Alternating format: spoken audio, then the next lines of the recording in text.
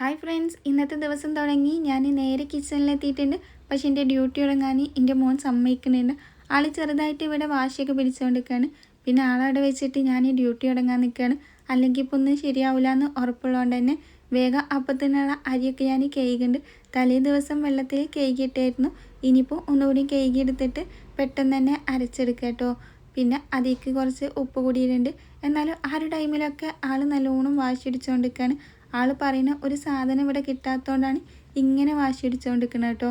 ആ അച്ചാർ എന്തെങ്കിലുമൊക്കെ സാധനം കണ്ടാൽ പിന്നെ അത് അപ്പം തന്നെ കിട്ടണം. രാവിലെ എണീറ്റ് വന്ന ടൈമായതുകൊണ്ട് ഇപ്പോൾ കൊടുക്കണ്ടെന്ന് വിചാരിച്ചിട്ട് കുറേ ടൈം പിടിച്ചിരുന്നെങ്കിലും അത് സമ്മതിക്കില്ല എന്ന് ഉറപ്പായതുകൊണ്ട് തന്നെ ഞാൻ പിന്നെ എടുത്തു കൊടുക്കുക കേട്ടോ. പിന്നെ കുറച്ച് കൊടുക്കാനൊന്നും ആൾ സമ്മതിക്കില്ല. അത് ഫുള്ളായിട്ട് ഇരുന്ന് കഴിക്കാനുള്ള പ്ലാനാണ്. പിന്നെ അതിൻ്റെ ഇടയിൽ ഞാൻ മെല്ലെ സോപ്പൊക്കെ ഇട്ടുകാണ്ട് ആളൊന്നും മയക്കിയെടുക്കേണ്ടായിരുന്നു. പക്ഷെ അതിനൊന്നും സമ്മതിക്കണില്ല.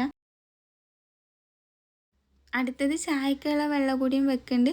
അതേപോലെ തന്നെ അപ്പത്തിന് ഒരു ഭാഗത്താക്കിയാണ്.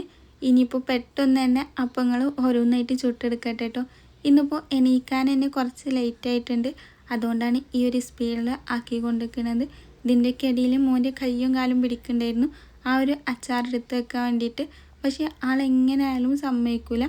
അത് അവിടുന്ന് എടുത്ത് വെക്കാൻ നിന്നാൽ അളകുന്ന ഉറപ്പാണ്. പിന്നെ അതിൻ്റെ ഇടയിൽ ആളൊന്ന് സോപ്പിട്ട് മയക്കിയാണ്ട് ഞാനൊന്ന് എടുത്തിട്ടുണ്ട്. ഇനി ആളൊന്ന് ബ്രഷൊക്കെ ചെയ്യിപ്പിച്ചിട്ട് ഒന്ന് റെഡിയാക്കി എടുക്കണം എന്നാണ് വിചാരിക്കുന്നത്. അതിൻ്റെ ഇടയിൽ ഇതാ വെള്ളം ഒന്ന് തിളച്ചിട്ടുണ്ട്. അപ്പം മോനുള്ള കുറച്ച് ചൂടുവെള്ളം മാറ്റി വെച്ചിട്ട് ബാക്കിയിലേക്കൊക്കെ ചായപ്പൊടി ഇടുക കേട്ടോ. ആ ഒരു ടൈമിൽ മോൻ അവിടെ ഇരുന്നിട്ട് ബ്രഷ് ചെയ്തുകൊണ്ടിരിക്കുന്നുണ്ട്. പിന്നെ ബ്രഷ് ചെയ്യലൊക്കെ കഴിഞ്ഞ് വന്നിട്ട് ആ അച്ചാറും അപ്പം കൂടി ഒരുമിച്ച് തരാമെന്നാണ് ഞാൻ പറഞ്ഞത്. അത് സമ്മതിച്ചിട്ടാണ് ബ്രഷ് ചെയ്യാൻ നിന്നത്. പിന്നെ അതാ അപ്പം കൊടുക്കുന്നുണ്ട്, അതേപോലെ അച്ചാറിൻ്റെ ബോട്ടിലും കൊടുക്കുന്നുണ്ട്. പക്ഷേ ആൾക്ക് മനസ്സിലായിട്ടില്ല കേട്ടോ.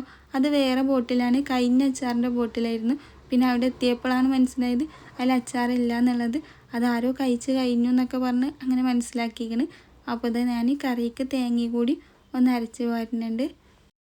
തലേ ദിവസത്തെ ചിക്കൻ കറി കുറച്ച് ബാക്കിയുണ്ടായിരുന്നു. അതിലേക്ക് ഞാൻ തേങ്ങ അരച്ച് പറഞ്ഞ കേട്ടോ.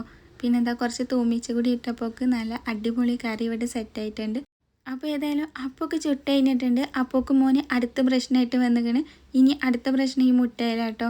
ഫ്രിഡ്ജിൽ നിന്നൊരു മുട്ട എടുത്ത് വന്നുകൊണ്ട് ആ ഒറ്റയ്ക്ക് പൊരിക്കണം എന്നുള്ളതായിരുന്നു അടുത്ത വാശി. പിന്നെ പൊരിച്ചോട്ടെന്ന് വിചാരിച്ചപ്പോൾ ആൾ പറയുന്ന ഏതോ ഒരു സ്പൂണ് വേണം. പക്ഷേ ഞാൻ ഏതെടുത്തിട്ടും ആൾ അതൊന്നല്ല പറയുന്നത്. എനിക്ക് പിന്നെ കാര്യമായിട്ട് ഒന്നും മനസ്സിലാവണില്ല. പിന്നെ 1 2 3 പറഞ്ഞ് ആളൊന്ന് സോപ്പിട്ടെടുത്തിട്ട് ഞങ്ങൾ രണ്ടാളും കൂടി ഈ ഒരു മുട്ട പൊരിക്കാൻ നിൽക്കുകയാണ്.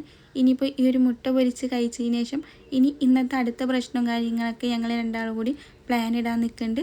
അപ്പോൾ ഇന്നത്തെ രാവിലത്തെ എൻ്റെ മോൻ്റെ വിശേഷങ്ങൾ ഇത്ര മാത്രമേ ഉള്ളൂ. ഇനിയിപ്പോൾ ഞങ്ങൾ ഫുഡൊക്കെ കഴിക്കാൻ നിൽക്കുകയാണ്.